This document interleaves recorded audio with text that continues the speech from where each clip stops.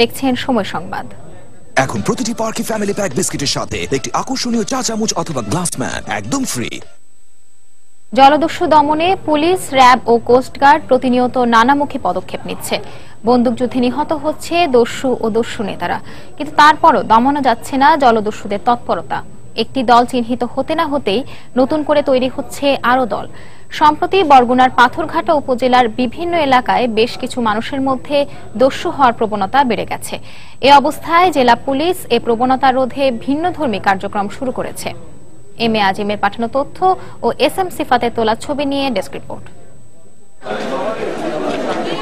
পাথরঘাটার পদ্মা গ্রাম গত ৬ মাসে RAB, police ও কোস্টগার্ডের সাথে বন্দুকযুদ্ধে যেসব জলদস্যু নিহত হয়েছে তার মধ্যে ৫ জনের বাড়ি এই গ্রামে।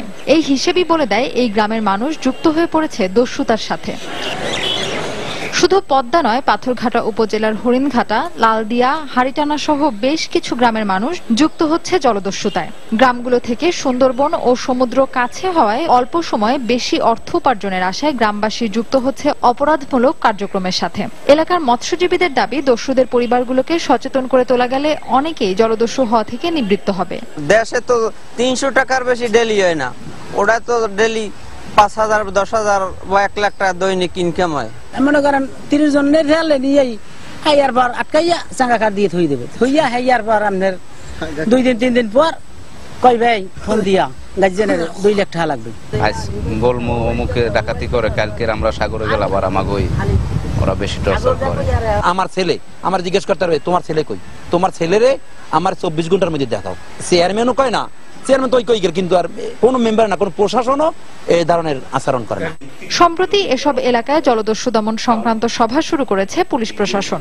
পুলিশের দাবি, দস্যু পরিবারের সদস্যদের বোঝানো গেলে দস্যুতা থেকে স্বাভাবিক জীবনে ফিরে আসতে পারে অনেকেই। কোস্টগার্ড থেকে শুরু করে, নেভি থেকে শুরু করে সবাই মিলে আমাদের সমন্বিত উদ্যোগ, যে সমন্বিত উদ্যোগটি হবে এরকম যে আমরা সবাই মিলে জেলে দস্যু দমন করব এবং তাদেরকে প্রথমে আমরা বলছি যে তারা যেন নর্মাল জীবনে ফিরে আসে। যদি তারা নর্মাল জীবনে ফিরে না আসে তাহলে আমরা আইনের যে নিয়ম আছে সেই নিয়ম অনুযায়ী তাদেরকে চলতে হবে। শুধু দস্যু পরিবারকে সচেতন করলেই চলবে না, পাশাপাশি জলদস্যুদের তথ্য সরবরাহকারীদের নির্মূলেও সম্মিলিতভাবে কাজ করতে হবে বলে মনে করে পুলিশ প্রশাসন। সময় সংবাদ, বরগুনা।